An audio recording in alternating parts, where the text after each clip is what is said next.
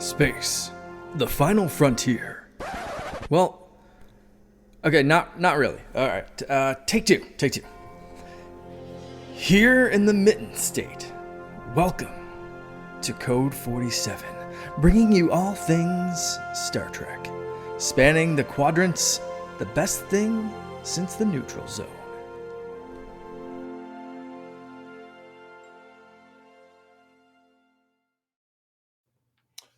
Back again on the Secret Friends Unite podcast network. This is Code 47, all things about Star Trek, episode 133. I am your humble servant, Trek Lord of West Michigan, Charlie Carden, joined as always by my stalwart companion, Mr. Peter Stein. Peter, good afternoon. How are you today? Good afternoon. Doing all right. Rock and roll. Well, cool. We've got some stuff to break down today, talking Prodigy, more episodes. We're getting closer to the end. And again, that show has now been out there 3 full months now. But there's no way we can cover all 20 episodes that got dropped in a single segment. I did actually purchase it, and I don't know if this is still the case, but if you go to Fandango, which used to be Vudu, which is how I purchased digital content, the second season, all 20 episodes, was available for $10. So I did pick it up. Oh, nice. So now I have what is ostensibly the entire series on digital, which is good because we all know streaming is pretty treacherous. So it's on Netflix now. What if it's not on Netflix, 6 months from now when the contract expires? You don't know. I pre-ordered the physical release, which will be in November. Very smart. Gotcha. So, and then we're jumping back in to talk about Voyager, and we have some, but not a bunch of news about Star Trek Day, which was last week, Sunday, which to me makes it feels like maybe that's why we didn't get much, because it was a weekend. Because I remember not 3 or 4 years ago when it was on a weekday, it was a big event. It was a red carpet. There were people doing bits and segments and panels. It was a big deal last time. Yeah. But to see it this year, to have just a couple of items just really didn't wow me. But anyway, we will talk about what we have. But first, as always, I get to the portion which I fondly refer to as paying the bills. But really, it's a pleasure to give homage to the wonderful people on our Secret Friends Unite Patreon Friend Squad. If you visit patreon.com/Secret Friends Unite, you can try out our wares for 7 full days at no charge. Exclusives to that would be this show right here drops a couple of days early. This drops a Saturday before the Monday free release of this program. You also get ad-free versions of our other shows, other fun Discord benefits, including our now monthly Patreon-only Hangout Discord chat, which actually we are recording in a couple of weeks here. So very exciting. There's also a great new monthly bonus program by my partner Mark called Walk Nerdy With Me. He just dropped the second segment of that. And again, you get to try it out for 7 days at no cost at patreon.com/Secret Friends Unite. On our besties level, Chris 1H1D, great guy. Derek Trevelyan, the figure dude, buddy of mine here in Grand Rapids. Wonderful Francie, my wife's hairdresser. Mr. Xbox Expansion Pass Luke Lore, great guy. And my Uncle Tim, my staunchest supporter in my family, besides my lovely wife. So very grateful for all of you. On our Friends with Benefits level, John Sedorf, the awesome Phoenix Sisters Entertainment, our pals Kelly and Crayley. Brendan Myers, Corey and HD, and Matthew Keel. And at the top of the pyramid, for whom with there would be none, the awesome Nias family of the Twin Cities, Sean, Stella, and Henry. Very grateful for all of your patronage on Patreon. Patronage on Patreon. But one more time, patreon.com/Secret Friends Unite. Try us out, see how you like us, and then feel free to stick around because we would love to have you. All right, commercial over. Moving on to, as I was talking about Star Trek Day, the much ballyhooed, this was, here's something interesting I learned this year, Peter. I don't know if you caught this, but I saw a post, and I guess I didn't do much digging, so I guess I'm repeating unverified news, which is, of course, something that happens a lot these days. But that September 8th of 1966 is when The Man Trap aired on NBC. It was a Thursday night, as I recall. But either the previous day or the day before that, it aired in Canada. So really, Star Trek Day is the 6th or the 7th, maybe in Canada, and very weird. have any idea why that would be the case. I feel like this is something that either you and I need to look into, which we'll probably forget, or better yet, somebody who's following us on social media will drop us a line on Instagram or Threads or in our Discord chat and let us know. Because I'd love to get a little bit more information. Unless Peter, something springs to mind for you. Nothing springs immediately to mind. It seems unlikely to me that Star Trek would have aired earlier in Canada rather than the United States, just because it was filmed here and it was the 60s. Right. It's possible. Right. Some kind of weird quirk. It seems to me kind of like some. Yeah. Yeah, someone wanting to be special. Somebody trying to manifest. What is it that the hipsters say these days? You're trying to manifest your truth. Yeah. Manifest your truth. Yeah, you're trying to manifest your truth retroactively 58 years in the past. I don't know, but it's possible. But it just seems unlikely based on my knowledge of how things worked back then. I'm curious, but I'm also not curious enough to probably remember to look it up. So again, somebody listening to the show, please feel free. If you're on our Discord, drop a note. If you follow us over on Facebook or on our Instagram or Threads, I'm at the C3. Drop me a line at any of those places. I definitely love to hear, because I get the feeling we're talking about it now, but I get the feeling we'll forget. So if it was that important, we probably remember it. So, but anyway, talking about Star Trek Day, it was past week on a Sunday. And as I'd mentioned a moment ago, there was really no fanfare to speak of. The only things that we saw were kind of pre-positioning the imminent launch of the final season of Star Trek Lower Decks, which is going to happen early next month in October. No, you know what? I got that wrong. October 24, I think, if I'm not mistaken. At any rate, I'd have to verify the date, but it is later in October that is happening. We did get what I'm assuming is from the first episode, maybe the very beginning of the first episode, which is a clip of our beloved Tendi, who's one of our main characters, who we did see, spoiler alert, sorry, at the end of the final season, returning to her Orion roots and becoming a pirate in exchange for her, the Syndicate's help in whatever the crisis was in that episode. I'm forgetting because it was over a year ago, so I apologize. But yes, you see her executing a heist, an undercover operation here, where she's using a little bit of hollow fakery to mask her appearance. It's a fun clip. You can find it by visiting, as we report most things, trekmovie.com. It's currently the top story, and that's fun to watch. And then we did get a piece of key art, which also, because I'm on their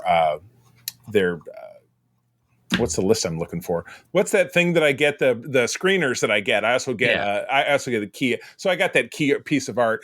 And much like they've done in previous seasons, they'll take their key art and they'll mirror it to the corresponding numbered Star Trek film. So we're up to the 5th season. So they have a key piece of art that's mirroring the poster of the much reviled Star Trek V from 1989, which is fun. I'd like that touch. This is the final season of the show.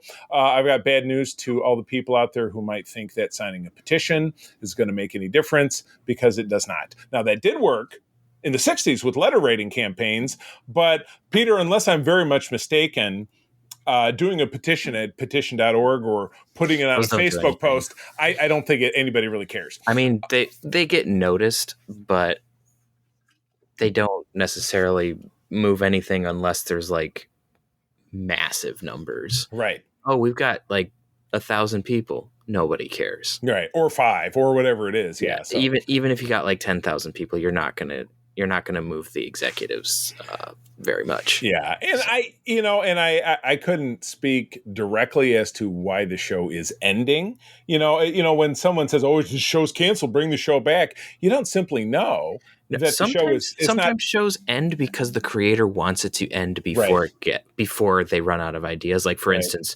Star Wars Rebels did the same thing. Yeah.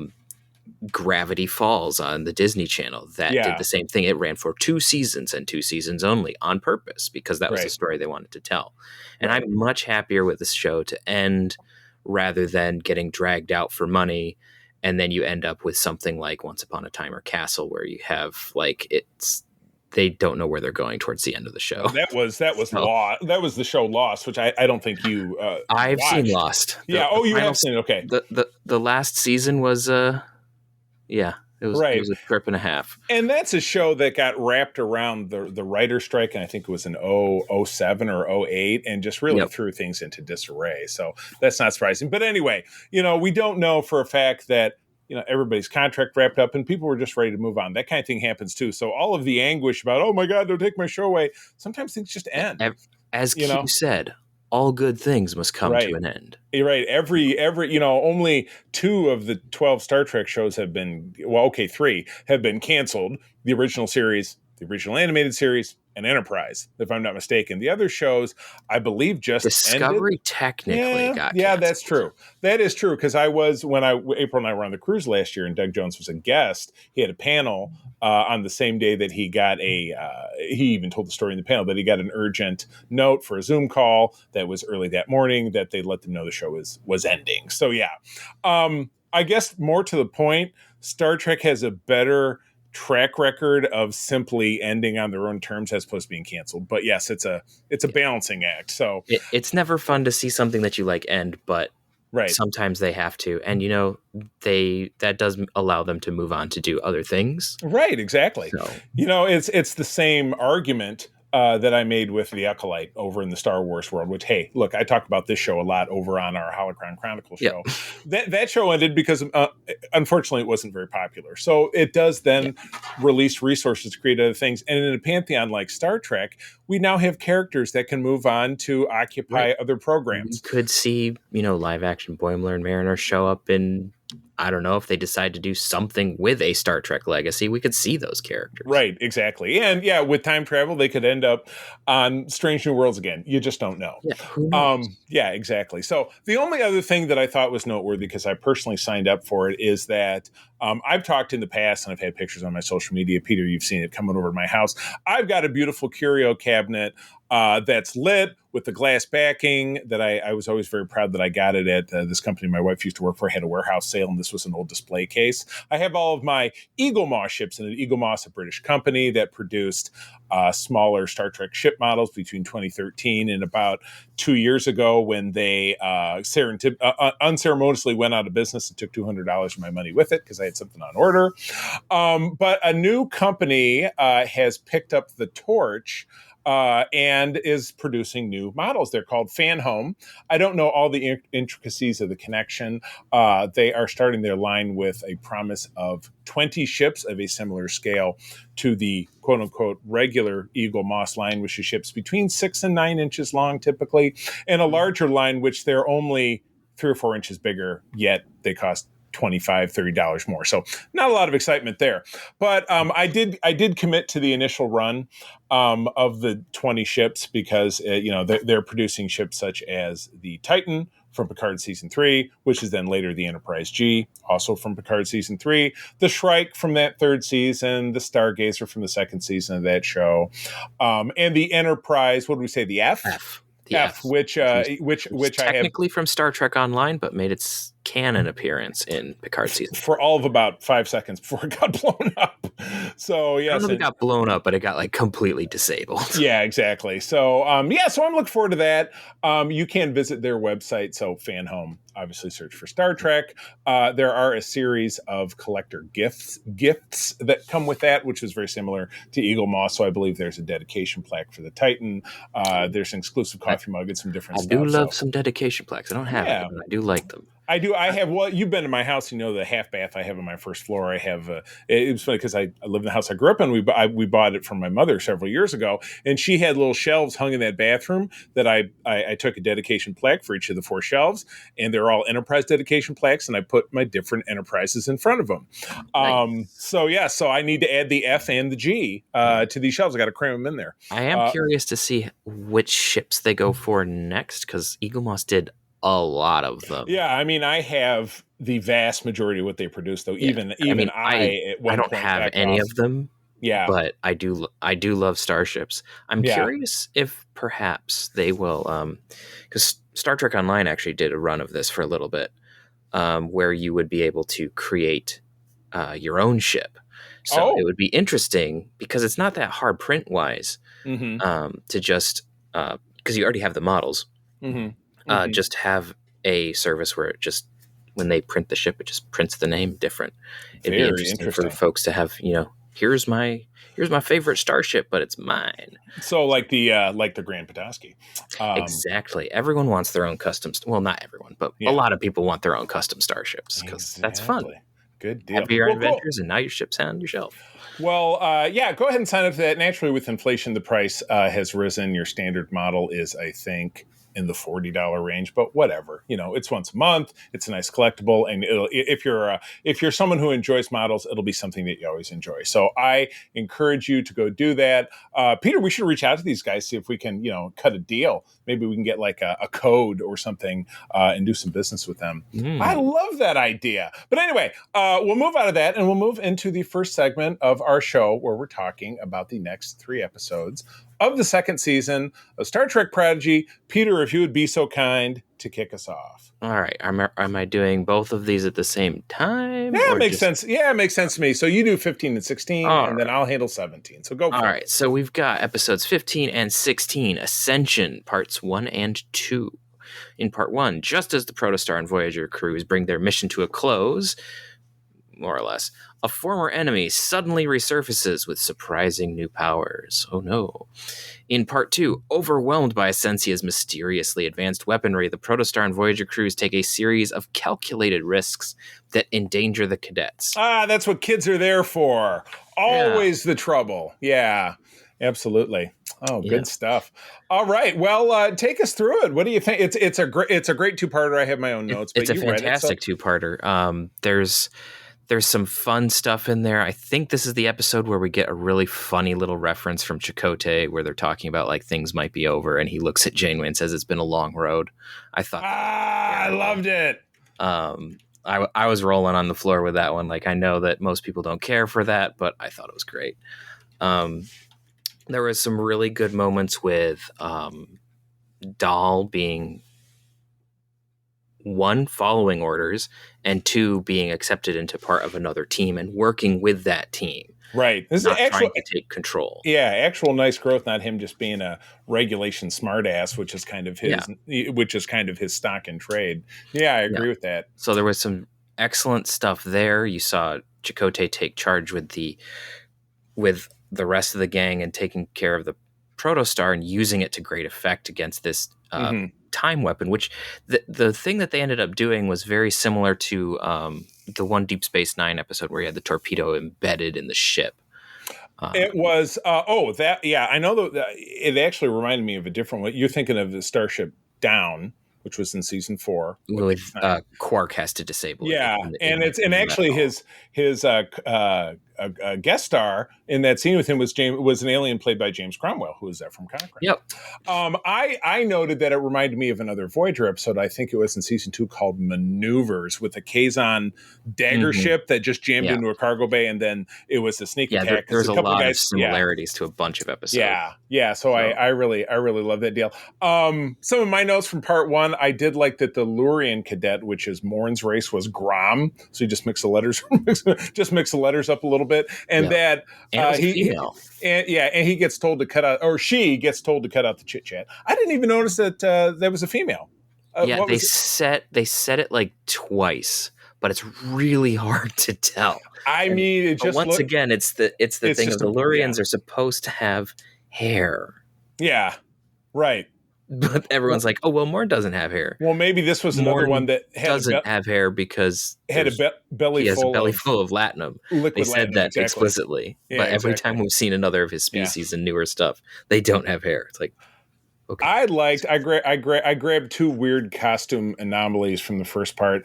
I loved how Janeway explained that they were talking about the episode Endgame, which was the Voyager series finale. That was also really funny. Yeah, talking about how that uniform influence the style that she's currently wearing. So I'm like, because that uniform that we see in that episode is the same one from the final episode of TNG, which takes place in the future that doesn't technically exist.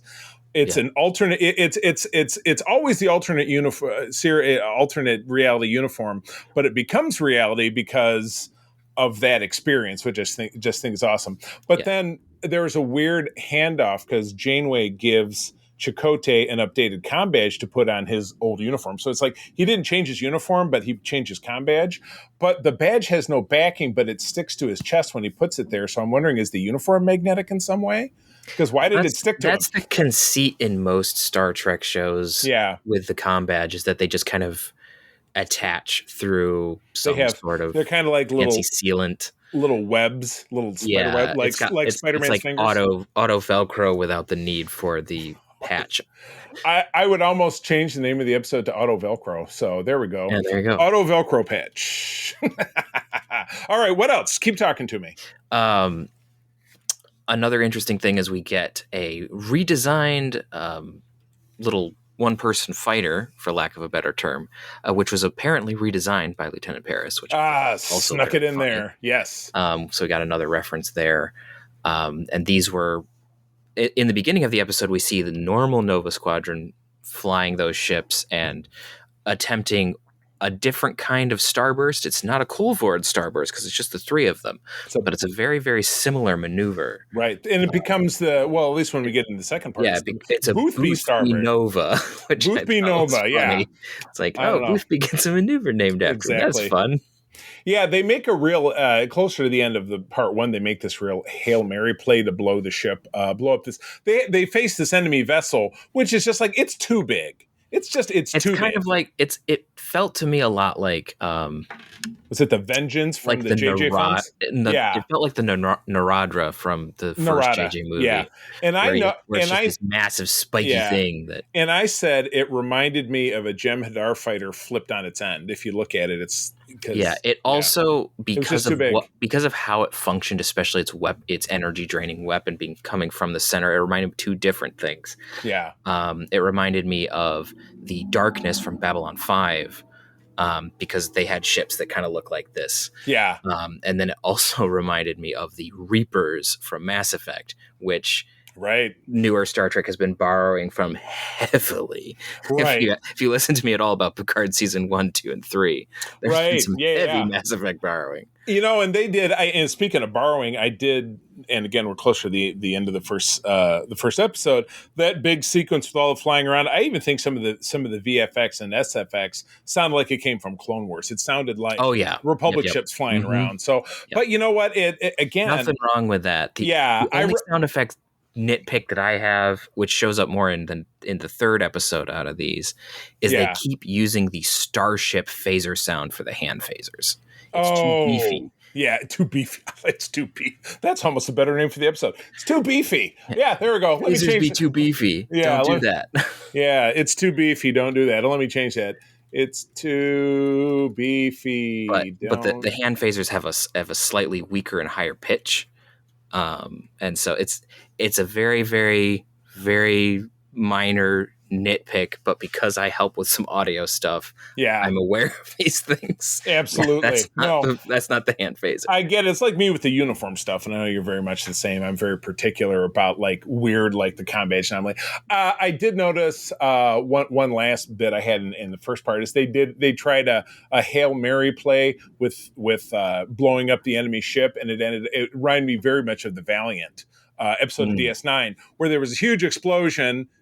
And then when it dissipated, the ship was undamaged. So they were just like, crap. It also felt a little bit like Independence Day. Yeah, exactly. Yeah, launching the nuke, and then it was just, we nuke Houston, but the ship is still there. So again, there's no problem with borrowing. It's just interesting to note what things feel similar. Right. And again, you remember the set of eyes that are looking at all of this are the eyes of children because it's on Nickelodeon. Yeah, that was not necessarily going to be aware of that sort of thing. That was one thing I noted because I watched my now purchased copies of it instead of watching it on Netflix. And they edit the beginning different. They said, you're watching Nickelodeon, or they, presented by Nickelodeon. They have a green screen, which is just a green slime from, I don't know if you have any familiarity with where green slime and Nickelodeon comes from, but there was a show, it's actually a Canadian produced show called You Can't Do That on Television. That was one of the very first things that Nickelodeon showed in the early 80s that I was absolutely in love with. That's where the slime comes from. So it makes me chuckle. But anyway, and then they jump right into, they don't have the Star Trek, thing flying around with the koala. Yeah, they skip that, and then they do a very abbreviated version of the intro, which is totally fine. All right, well, we jump into the second part. Like I said, lots of, we're picking up where we left off. We're totally screwed. Lots of space fighting going on. And like I said, it's a big crowd. It's a crowd pleaser for the kids who are used to watching Clone Wars and Rebels and stuff. So you're going for where you need it to be. I did note in particular that I love Murph is going pew, pew, pew. He's saying that as he's shooting, pew. Yeah, which is awesome. And it's particularly funny because it's D. Bradley Baker, who is the voice of every clone in the Clone Wars. Yeah. It's absolutely fantastic. So, we already talked about the big missile. You said I said the Kazon dagger from Voyager. You said it was like the missile that crashed into the Defiant. So good stuff. Lots of back and forth. And also they had an interesting character development moment with Zero. Yeah. Where Zero decided, because the weapon was emitting chronoton particles that were causing everyone to rapidly age if they entered into the shuttle bay. Right. And so Zero, whose body was already failing, decided to go in there and change the targeting computer so it went after Magel's ship, and then they got it to go crash into the main enemy vessel and blow up. They did the big, You also had, like, at the beginning of part 1, you had the Doctor, Zero, and Jankum all talking about, like, this body might fail, so we should, we have enough synthetic stuff that there's been enough advances, we could create one that works just like this, and you just come up with some design. And Zero's like, I want Jankum to work on it because I like him. Yeah. Trust him, he's my friend, sort of deal. We're the squad. Yeah.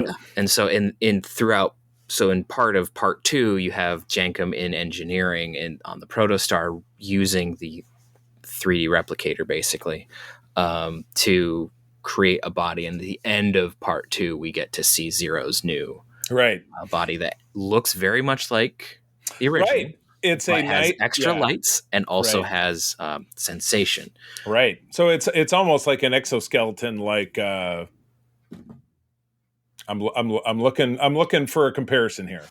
I mean, it's the exact same suit that Zero had before. So but now he has tactile stuff. So it's like Michelle can come up, she strokes his chest, I get for his. She strokes like the side of his head, more or less. Yeah, and you see his hands. He's got it looks like he's got little keyboard hands. He's got little blue sensors and everything. So it's it's interesting though, because it's once again the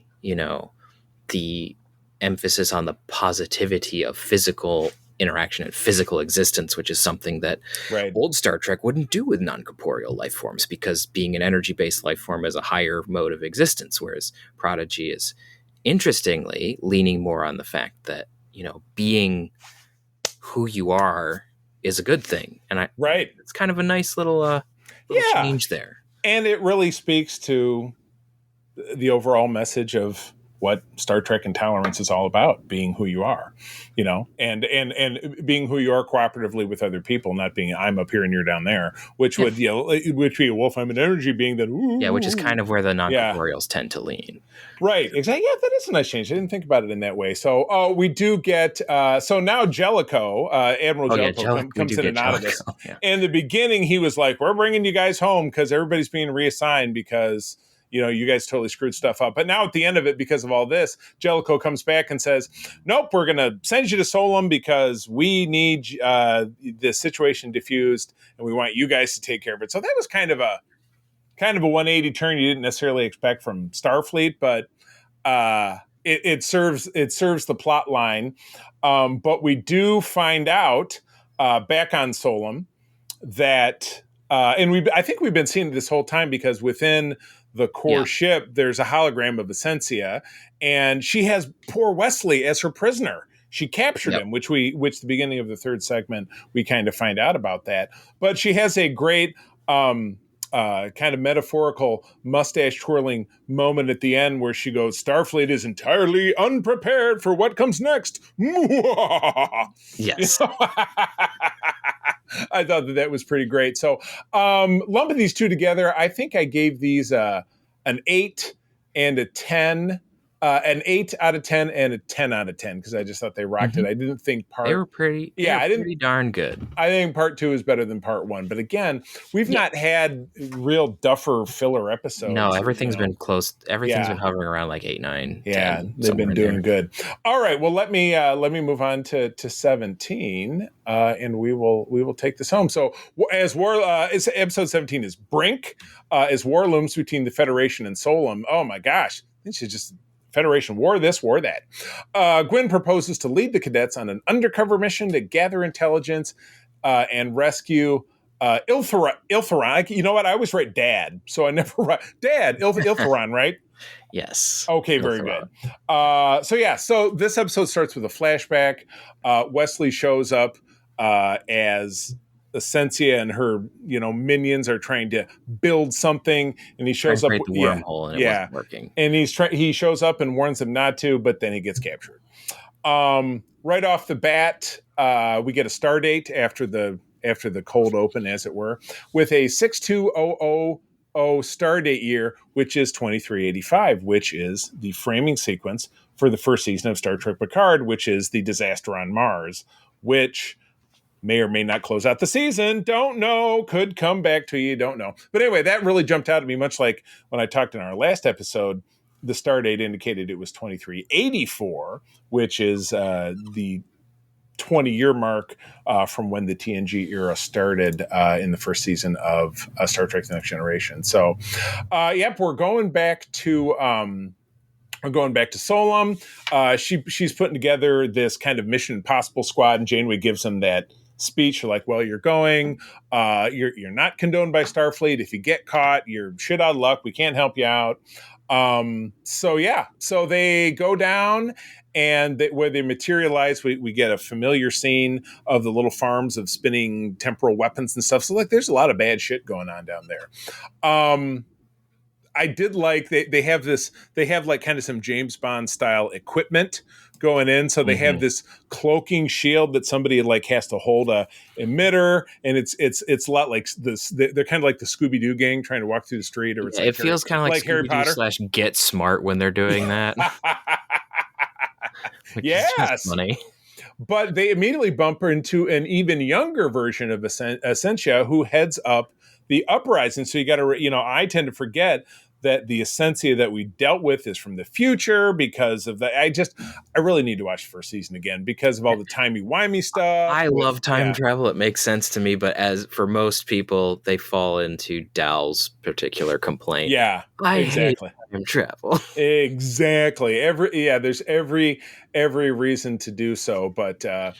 I thought it's funny when they have to split into teams, and the team that Z is with has to knock out a guard, but then other guards are approaching, so they kind of have to do a Weekend at Bernie's thing where they tip the other guard around the corner and try to make him nod his head. Yeah, that was pretty funny. Oh, Wesley finds out that the teams had split up, and he's freaking out. He says, "No, I was trying to tell you guys to always stay together because you weren't supposed to rescue, the dad guy because then it screws things up." And then everybody gets captured anyway because future Essentia had been scrambling Wesley's brain and knew everything that was going on. But at the last moment, Dahl chucks a transport enhancer in Wesley's direction, and the two of them get beamed up, but not the kids. And with Wesley, and Wesley collapses, and he says, yes. I don't know what's going to happen next. And so, yes, it's another cliffhanger that we walk into. But, wow, intense. So I gave this one a 9 out of 10. Every part of this does a great job of moving the story forward, but not in a way that you don't know what the hell's going on if you missed one. But then again, that's what's, I think, so pivotal about the fact that this is on Netflix and it all dropped at the same time, is that nobody's missing anything. Oh, I missed this episode, or I got to go back and do this. You just start from the beginning. They're 20 to 22 minute episodes, and it's really easy to blast your way on through it. So, your thoughts? I don't really have a whole lot to add. I mean, it's a cool episode. There's an interesting bit where they talk about how Wesley's plan was this whole thing of getting captured and getting the Val Nakot bumped up in their technology. So everyone's freaking out that they have extra technology. And Wesley's like, well, that was part of the plan, remember? And everyone's like, no, I don't remember that. Yes. It was one of those like, Wesley, this was one of those things that you said in your head, but it did not come out. So exactamundo. So yeah. But the fun thing at the end is you get where things aren't going right. And so at the end, Wesley doesn't know how things are going to pan out, which is one of those like, okay, so we can build the tension again because we don't have a time traveling character who knows how things are going to work. So I kind of liked that little twist there in the end to make that work. Exactly. It's still fun to see Iltheron as a good character. Yeah. And he's still voiced by the same actor, which is I think is great. Yeah. So yeah, there's lots of good stuff in here. Majel resigns her Starfleet cadetship. I love that. Anybody can do that. Everybody knows that the policy of quitting Starfleet or the Academy in this case is you just throw your comm badge at somebody. I'm out. You just drop your comm badge and your pips on a table and just be like, I go somewhere for a little bit. I'll be back maybe. I'll take these. Thanks. Let me pip myself back up. Here's my badge with the sticky thing, but you can't see it. Yeah, it's very informal. It's funny because I was like, if you think about like the Rebel Alliance in Star Wars, that was all volunteer. Because and it was just understood because it's like an Empire. Luke's like, I got to go do a thing, or Han's like, I got to go page out of the hut or whatever. And then the general's like, well, sorry to hear it. Where if it was a real military, he'd be like, you're not going anywhere. And it's the same thing with Starfleet. Well, you follow orders. I'm not following orders. Here's my badge. Woo! Yeah. So Starfleet functions like a military, but it doesn't have the same retention or authority. Somebody doesn't really, you're not on for a 5-year hitch. And then if you leave, you end up in jail. That doesn't, you can't just throw your badge because you don't want to get in trouble. That's not how that works. You can't be like, I did a dumb thing and I'm going to now throw my badge on the table. You can't do that. Right. That's not how that works. If you want to go fight in a Klingon civil war and then at the end of it, throw your badge on the table before you do the dumb thing, that's different. But if you wear the badge, do the dumb thing, and then try to throw the badge, they don't let you do that. And that makes sense. And if you're an android that goes schizo because somebody put some bad code in your head and then you're out of Starfleet, but then you can just come back. So, that was Data. So, it doesn't really matter. The rules are kind of fuzzy. So, all right, well, next episode, we wrap up what is ostensibly this series because there has been no announcement. There's been no announcement. Yeah. It's unlikely that we'll get a third season. It's possible. Well, everyone's like, we might. And it's like, well, the reason we got season 2 was it was pretty much already done. Right. And the only thing they had to do was, I think they just had to do some final renders and maybe do the score. And that was about it. So Netflix just had to do like a couple tweaks and then it was ready to go. Right. Just whereas a little bit season 3, they don't have anything. I don't think they even have like a season synopsis. Right. So that's a bit of a bigger ask. It's possible, but I mean, the good news is with an animated show, it would be possible for this to be resurrected 5 or 10 years down the road, as opposed, and then have the characters just be like, well, we started our mission three weeks ago, and we're back again.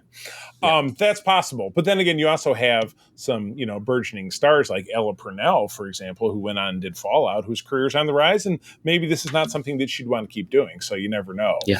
And the good news is, as we'll illustrate in our next episode, they picked a nice place to kind of leave this off. But again, we will talk about that next time.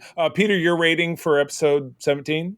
I would probably put this at a 9, I think 8 or 9, somewhere in there. I put it as it was pretty good. It had some fun moments, and then good cliffhanger out. All right.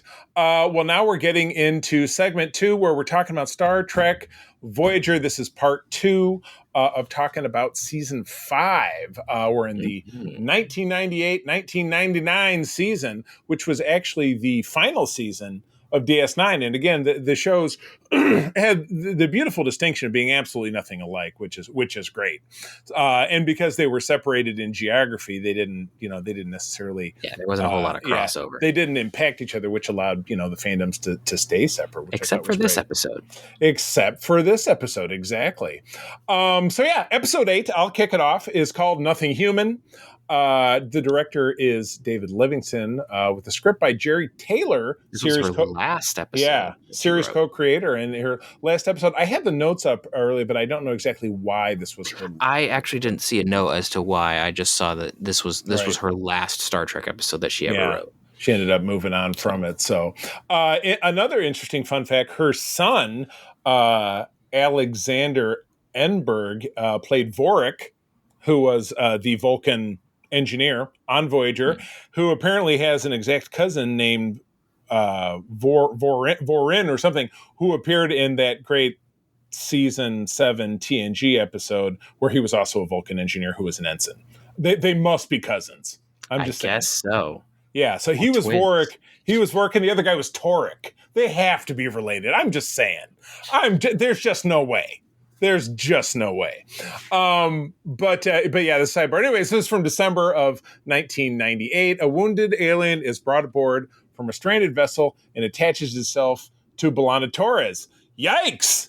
Very nondescript synopsis. Very much so. But they beam on the show, and this alien, which is like a giant earwig, basically. So think about the earwigs from Star Trek II that crawled in Chekhov's ear, and this thing is basically about 4.5 feet long, and it jumps onto B'Elanna kind of like a face hugger, even though it's kind of nestled below her chin, and it's punching into her and punching goo into her. And so, you're right. I have to bring up the summary so I can give you a little bit more. What they have to do is, obviously this happens. B'Elanna ends up in sickbay. She needs some treatment. And the doctor, I love it how he even has to explain that, yes, I'm programmed with all the medical knowledge, but I don't have everything, at immediate access. My buffers aren't that big, so I have to look stuff up. So he has to create a, tutorial program based off of a Cardassian, who ends up as things go by, because we get introduced to a Maquis crewman who was unfortunately in the real world in the past affected by this Moset, who was a kind of a Dr. Kevorkian style death doctor on Bajor during the activation. That and a mix of Melenga, Josef Melenga from Nazi Germany. Oh, gotcha. Yeah. So, this turned into a real serious back and forth where this crewman, what was the crewman's name? I'm forgetting now. Handsome young Bajoran guy. It's got to be in these notes anywhere. Guest cast, help me out here. Was Ensign Tabor. Oh, I thought he was a crewman. But anyway, Tabor is his name. Obviously, he was from Bajor, and he said, "Oh, my grandfather and my cousin were experimented on by this guy." And the doctor makes the point, "Well, this isn't really this guy; it's a program. Why didn't they simply just change the parameters of the hologram to look like somebody else?" Right. I mean, that's the real world answer to be like, everybody chill out. Now he looks like, Mr. Rogers, or he looks like, Bob Ross, but otherwise he looks like this, he looks like this madman. So, doing what Star Trek does best, it puts us into the moral quandary. Well, is it all right for us to benefit from the questionable science, the terrible science of this mass murderer, or he wasn't a mass murderer, but I mean he conducted these experiments. I mean the parallels with the Holocaust are really where this episode ties in. Correct. And he was if you look at the behind the scenes notes, Dr. Mengele was definitely one of the main bases for this character. Yeah. And so it's an interesting concept because in the real world, we kind of go along with Janeway in her ultimate decision, where you have science that is pushed forward by horrific means, absolutely immoral means. But the idea that is bandied about is, one, it's necessary to save B'Elanna's life, right? And that's a similar justification what people use now. But also the justification of you can't let that suffering be for naught. And so it brings that question back up in front, which is not something that, like, when this episode originally released, you would still have some people who are at least vaguely familiar with that right cultural struggle back in the 40s and the 50s. But a lot of people, especially like if you're watching it, for instance, for the first time, like yesterday, you wouldn't be aware necessarily of why that's a big deal. Yeah, true. And so it's interesting that Star Trek brings this up in a way that doesn't directly reference Earth's past, which is usually when Star Trek does its best, right? When it throws a problem onto an alien race, right? Because then it stops the navel gazing and then the inherent partisanship that arises because of that, because now it's somewhere else other than humanity. Right, exactly. So ultimately, this is the only way to save B'Elanna's life. So that's the direction that we lean in. Yeah. Where B'Elanna's not happy about it. Right. And the doctor, before he really realizes the full extent of Moset's past, is like, well, maybe I want to keep him around in case I need him anymore. But ultimately, they decide to do away with the program because he deletes the program and all of the research. Right. Which is an interesting choice. Yeah, which could come up to bite him in the ass. But as you said, the information does exist, but there's the moral quandary about how it was acquired. But what if it was to save them their life again someday? So it's the question that's very difficult to answer. It's the question that doesn't have a happy answer regardless of how you answer it. Right. Because you have if I delete it because, oh no, it was procured by evil means, I have the moral high ground. But if there was some necessary thing that I could have learned, now I don't have it and someone else could die. Right. But if I say, well, I'm keeping it because someone else could die, then I am benefiting from the research of something completely evil. Gotcha. And so that's where you have that conundrum. And there isn't a happy answer to that. There just isn't. And so these are the kinds of episodes that I like, where they don't say like, that's it. That's what you have to do. Yeah, it's very, very, very cut and dry. Well, speaking of conundrums and don't know if you did the right thing, what's happening in this next episode? Episode 9, 30 Days, directed by Winrick Colby, story by Scott Miller, teleplay by Kenneth Biller. Yeah. Kenneth Biller, aired December 9th of 1998. Tom Paris does his classic disregards orders by helping an aquatic world and is demoted to ensign. Oh no! Now you're Harry Kim.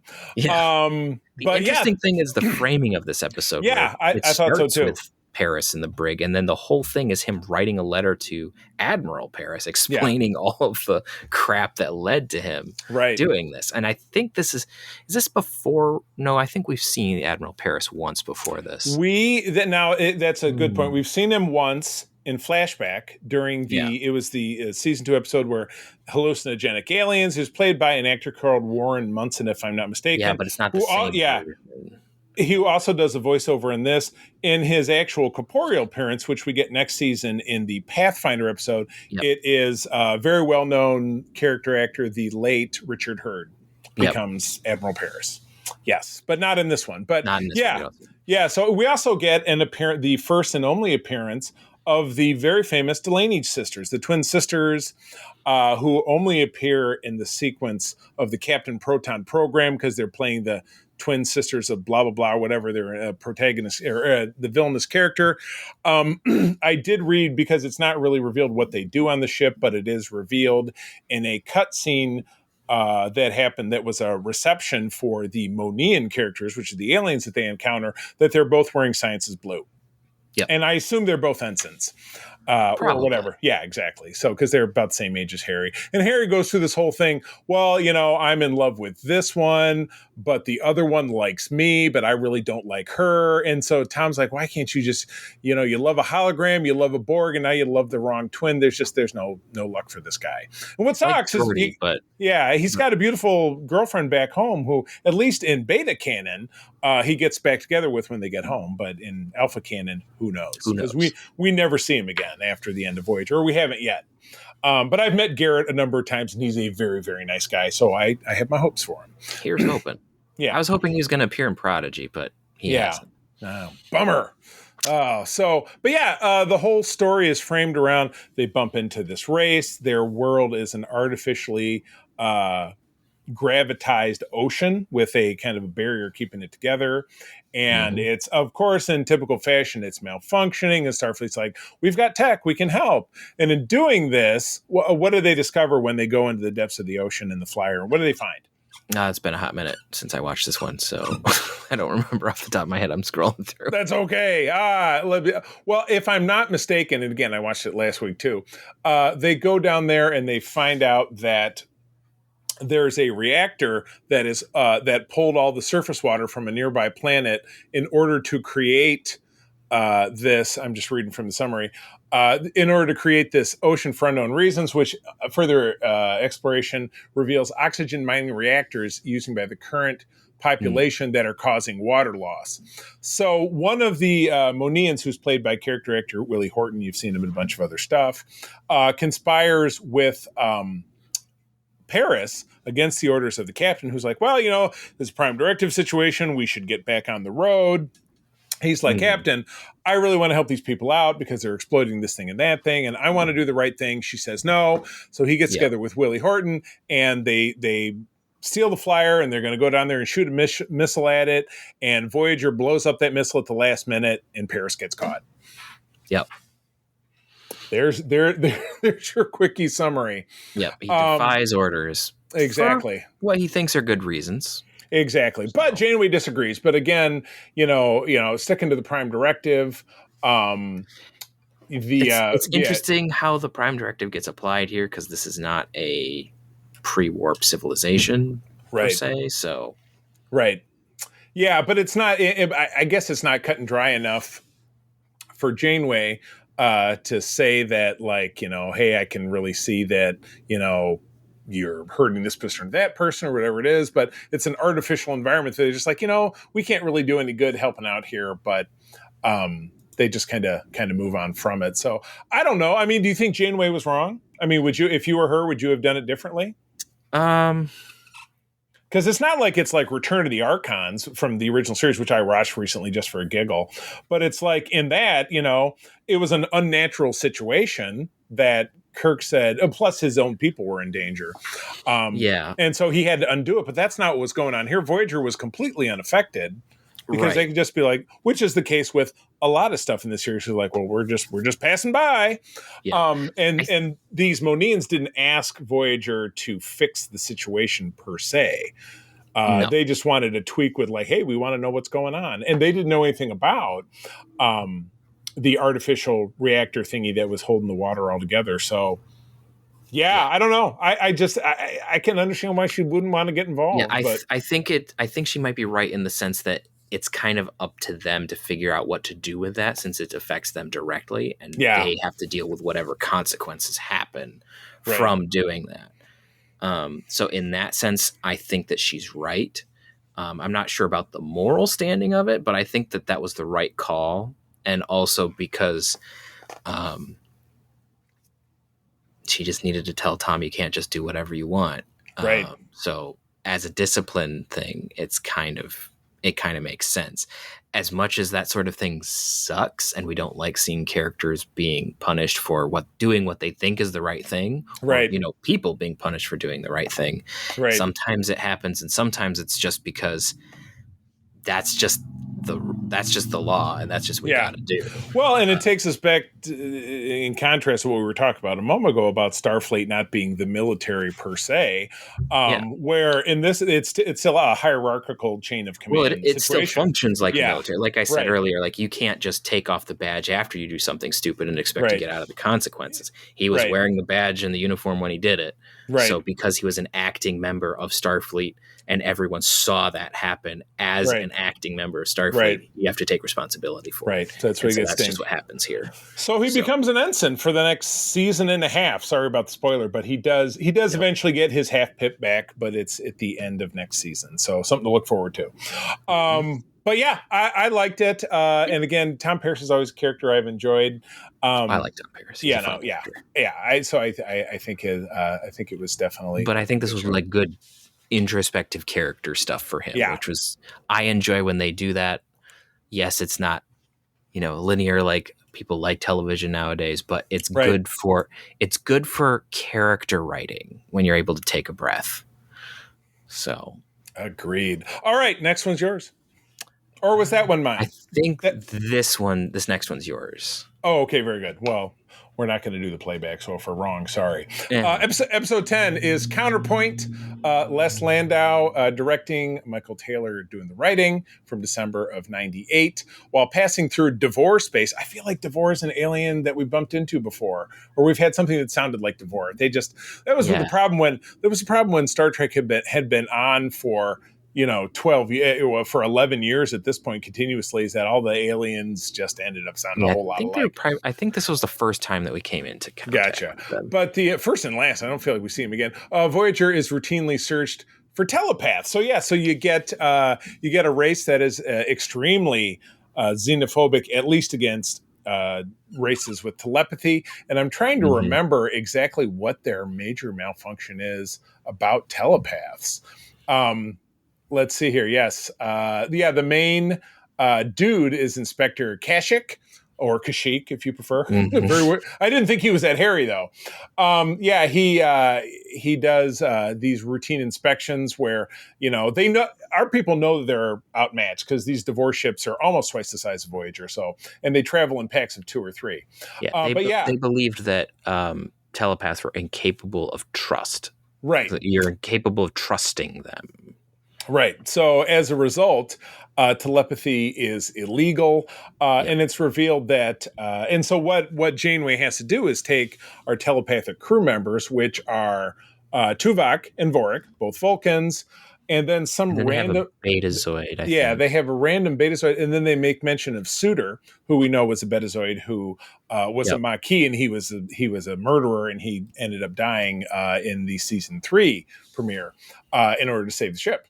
There was a last. I'm skimming through these notes trying to remind myself, but there was one more character, and also Voyager along the way had picked up 10 or 15 refugees from some ship that were again on the run.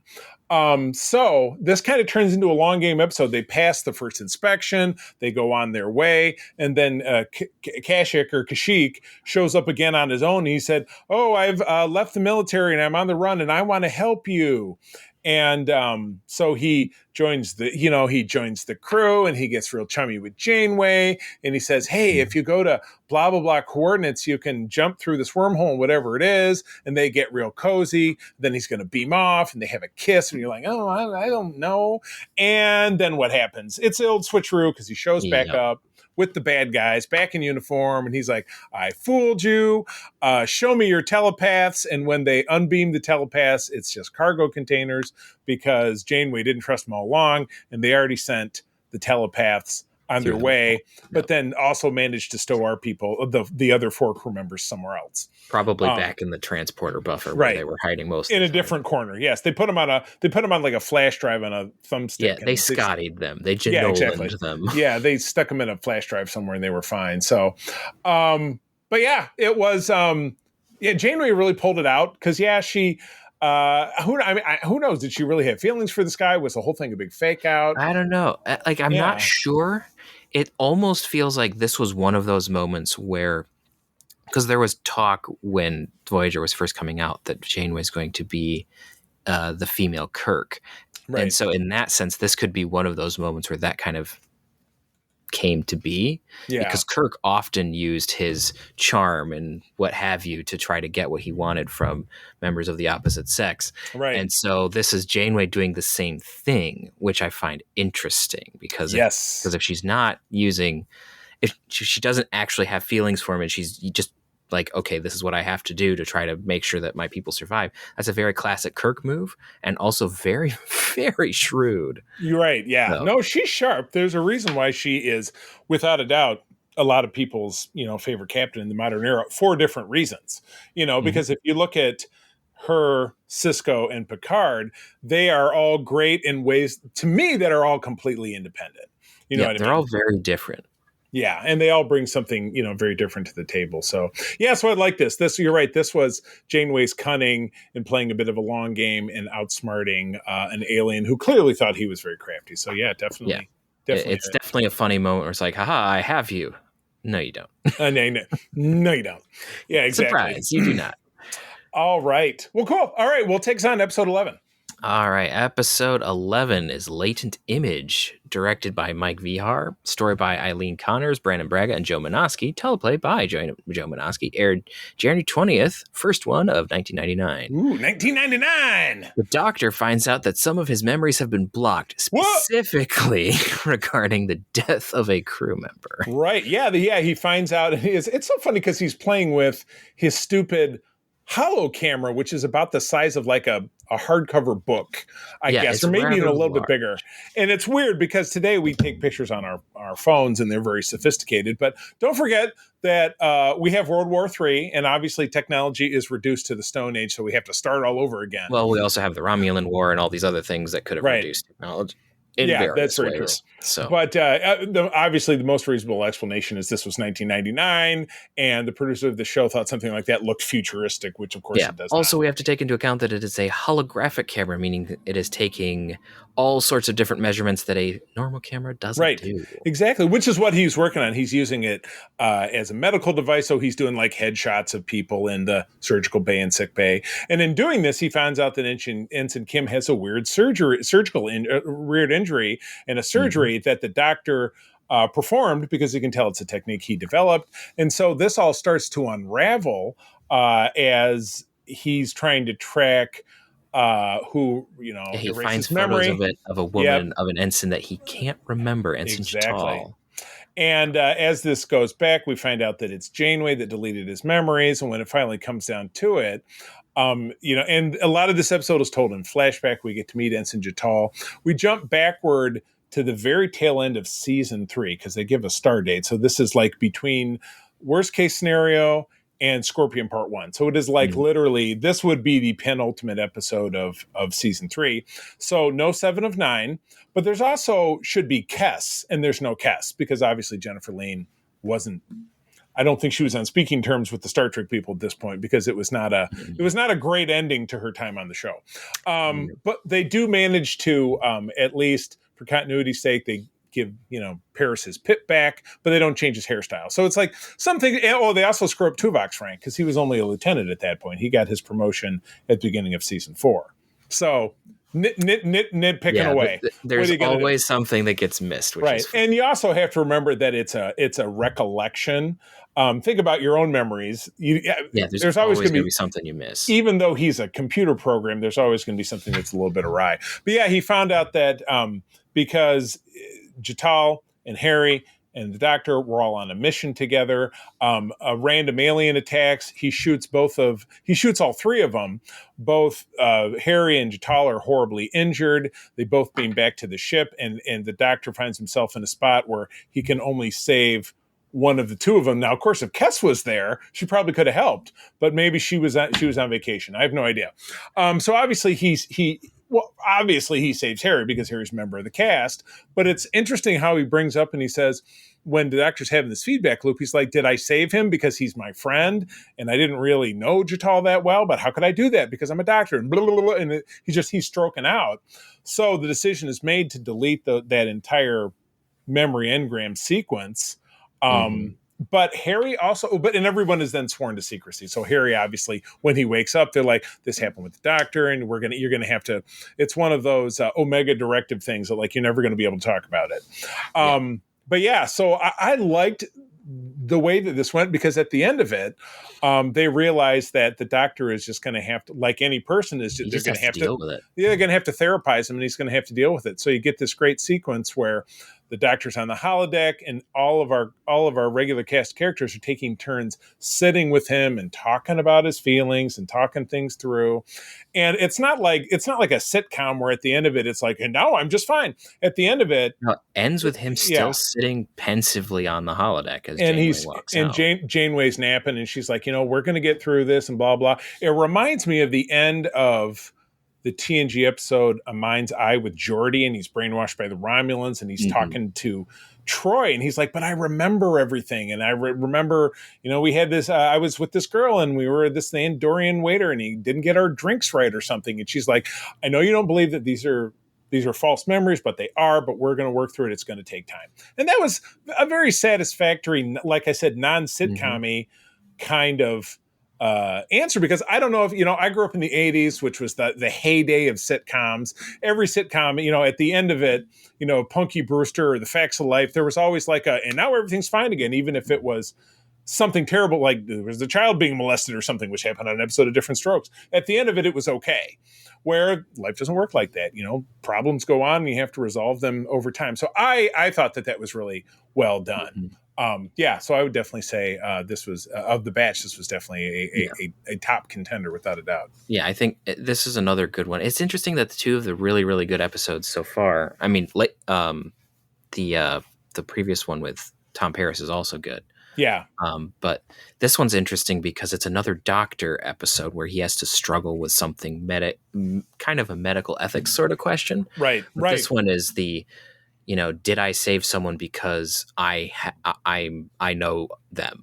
Right. Right. Exactly. And that's something that doctors have to deal with, not tons of times, I don't think. Triage, but a doctor is working alone. If you look at something, if you look at war movies or things like that, where you have my friend showed up and his arm's been blown off, he's bleeding out, and we got someone who's got a concussion but's probably going to be live, but they need immediate attention. Yeah, or your friend's going to die. It's that's the way that it is. You're right. And so this is just taking the other side of that, of well, your friend is the one that does have the slightly higher chance of survival, and so that's what you do, right? But then you second guess yourself because someone dies, and that's horrific.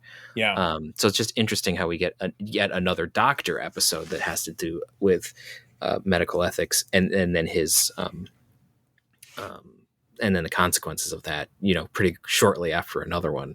But this one again is also really, really well done. It handles the doctor's character very well, and then the ultimate decision of allowing him to integrate those memories and having to deal with them.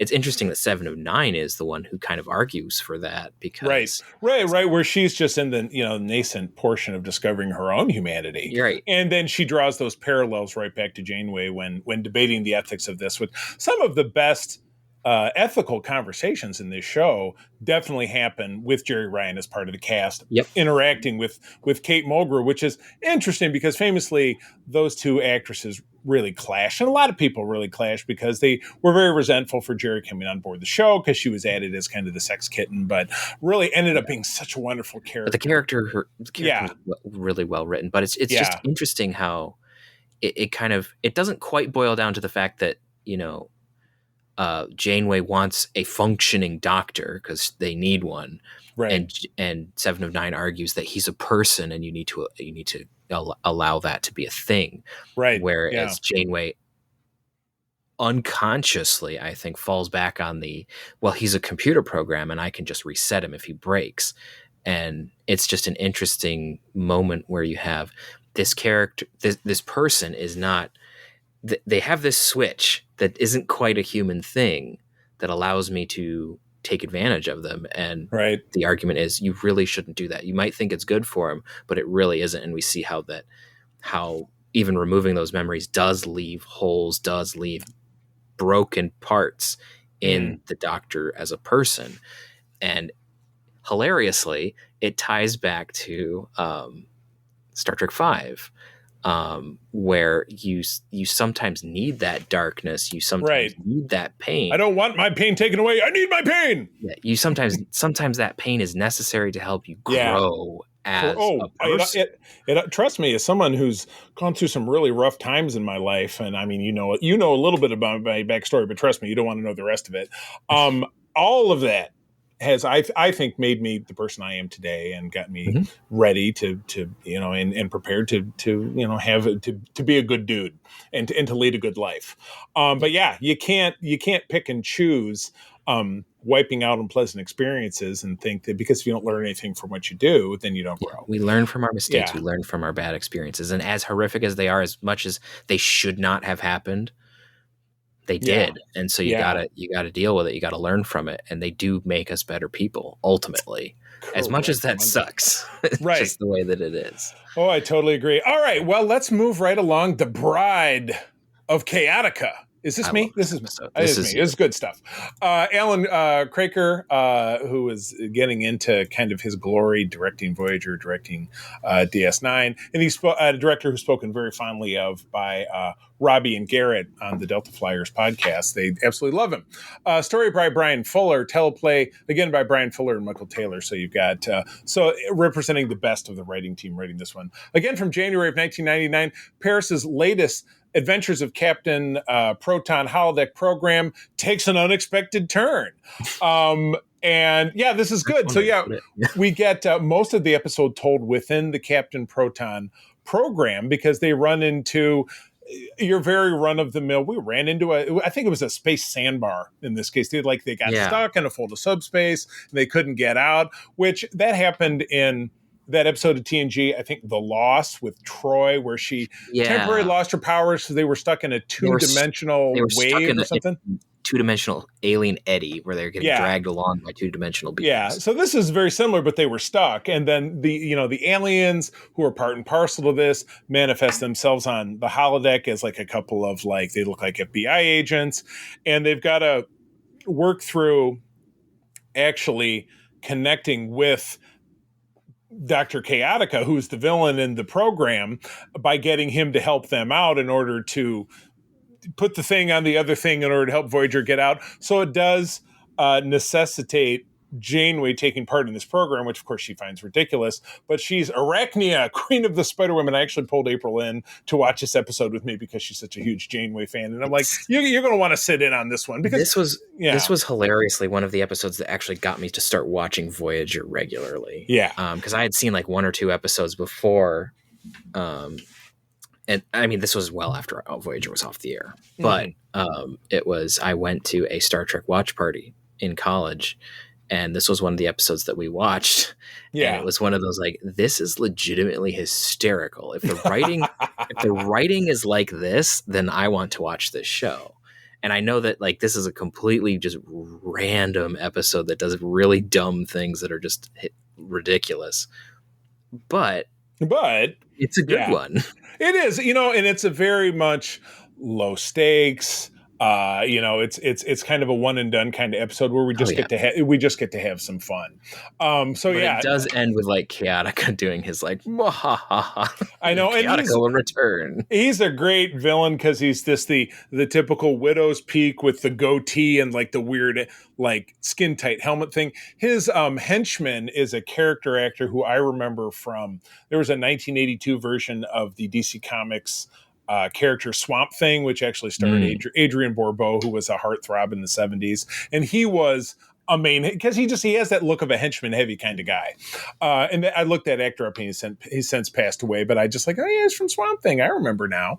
A super fun episode. Not a hell of a lot more to say about it. But the Captain Proton was a great diversion, but I believe this is the last time we see it because we saw it in the season premiere.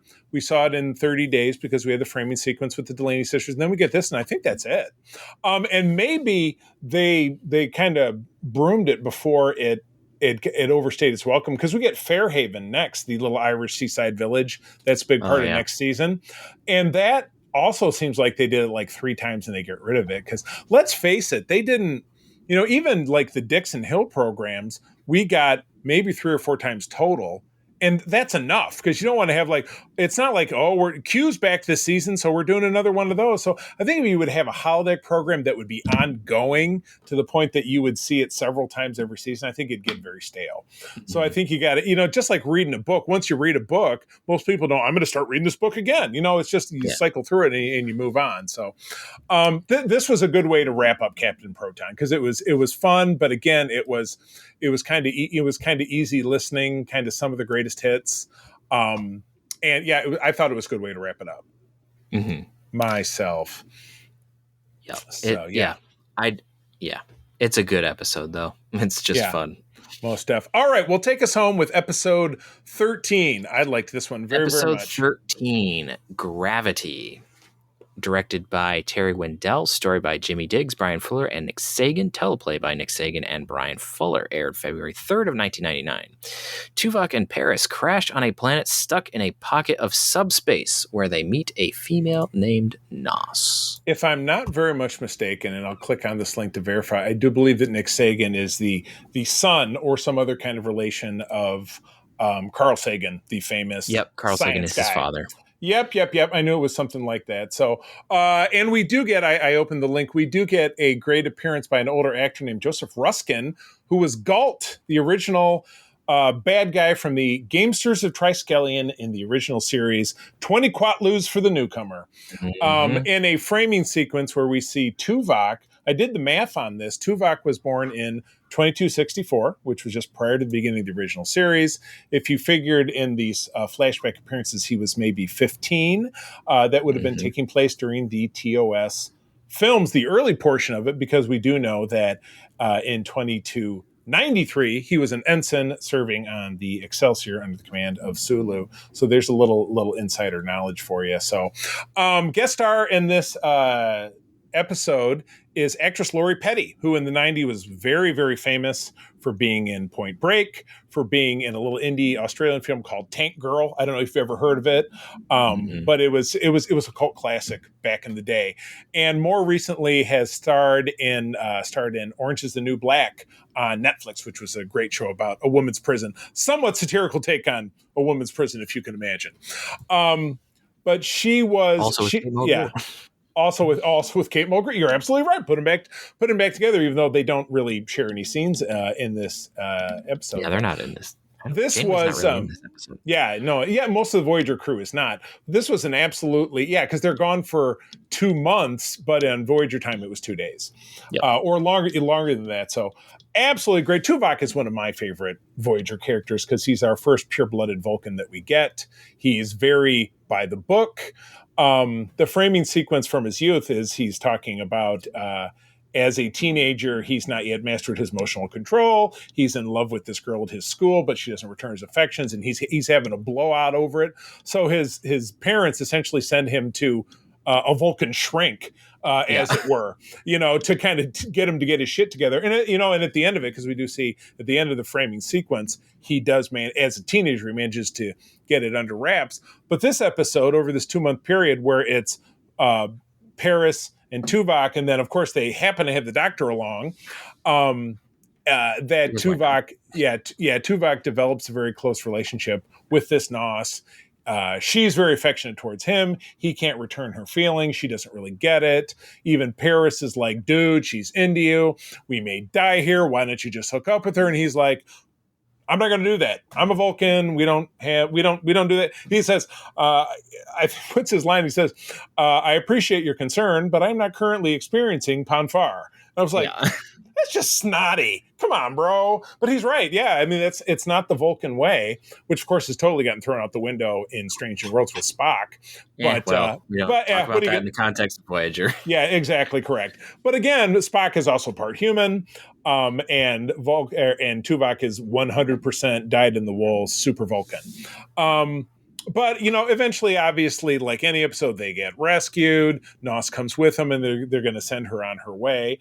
And Tuvok does, with the two of them in that final scene. There's a mind meld in the end of the episode. He melds with her and then shares that, yes, indeed, I have feelings for you too, but this is what that means to me. I loved it. I thought it was extremely well done. Mm-hmm. I always hate a made-up Star Trek language that just sounds like people going because they have a little problem with the Universal Translator's beginning.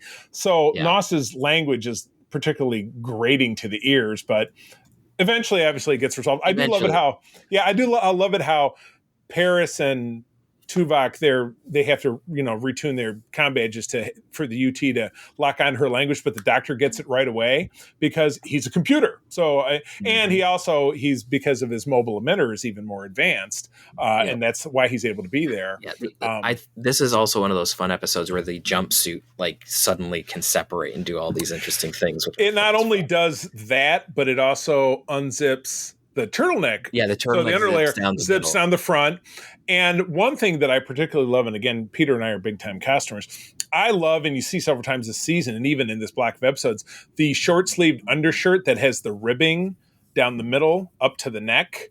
I want a shirt like that, but it's a crew neck shirt, much like what I'm wearing now, but there would be ribbing down the sides. I want one. But yeah, that's not an easy one to find.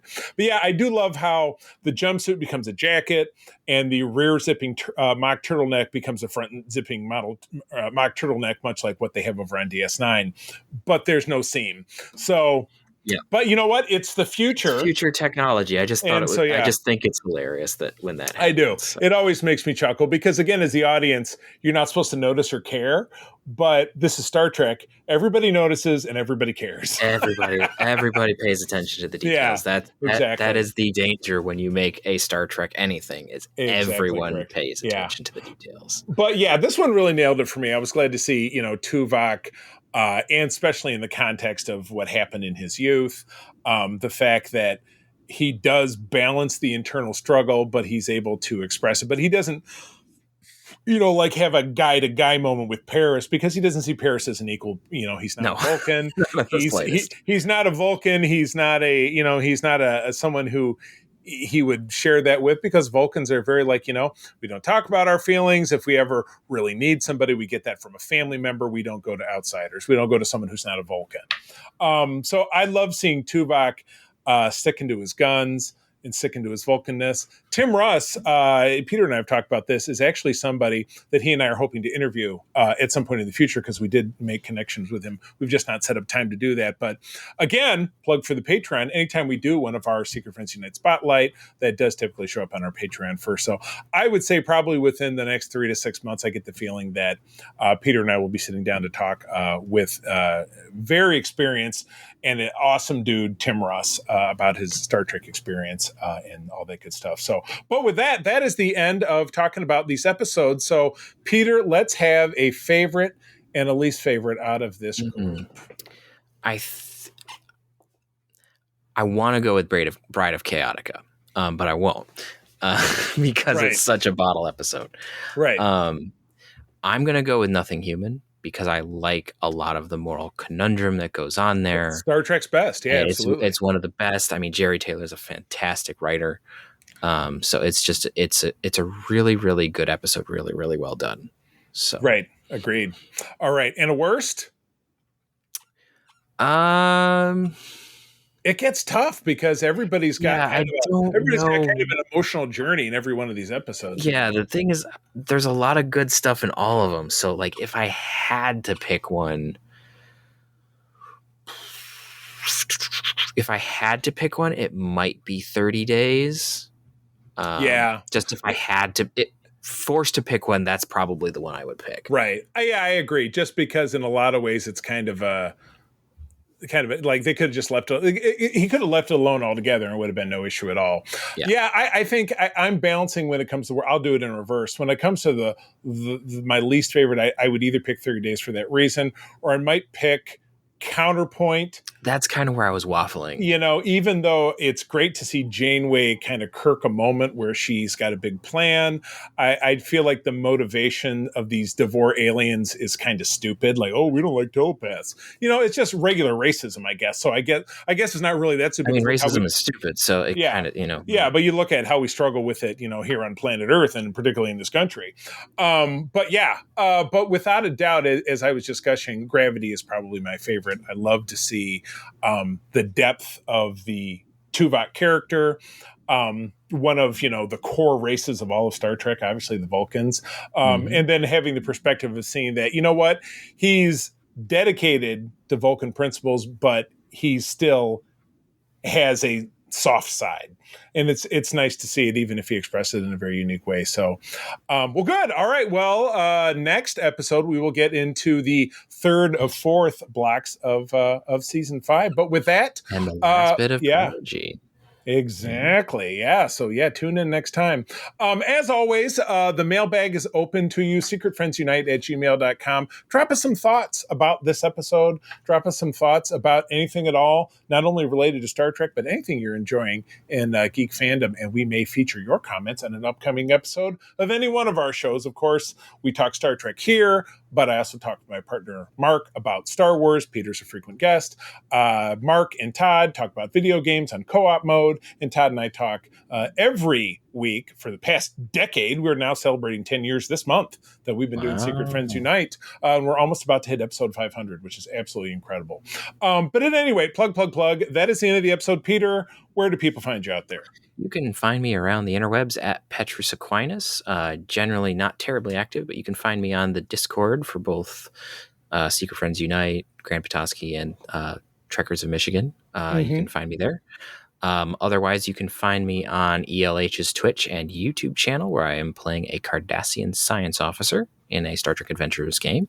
Definitely not Mosset, though. Not Mosset. No, I'm not medically inclined. And you can also find me behind the scenes on Starship Excelsior. Totally awesome. Well, I am also on those exact same Discords. United Trekkers of Michigan is just a Discord that my wife April and I started. It's just a place to talk about Star Trek. We'd love to have you on board no matter where you live. I can also be found on Instagram and on Threads at the C3, TheCeeThree. Hit me up. Let me know what you're thinking about Star Trek, Star Wars, or anything related to geek culture. We would love to have you weigh in so we can feature your comments on our shows. But with that, friends, as always, thank you for joining us. I'm going to tell you that sharing is caring, and to keep on trekking. Peace and long life. This podcast is part of the Secret Friends Unite podcasting network, available on Apple Podcasts, Spotify, and podcast services around the galaxy, as well as video on our YouTube channel. You can support Secret Friends Unite by becoming a Patreon member, get bonus programs and more over at patreon.com/secretfriendsunite. Join our Discord community for even more discussions on all things geek. For all the latest updates on Secret Friends Unite, make sure to follow us on Threads at secret.friends.unite and visit secretfriendsunite.com. Find our merchandise at TeePublic and Redbubble. Thanks for listening, and may the Force live long and prosper.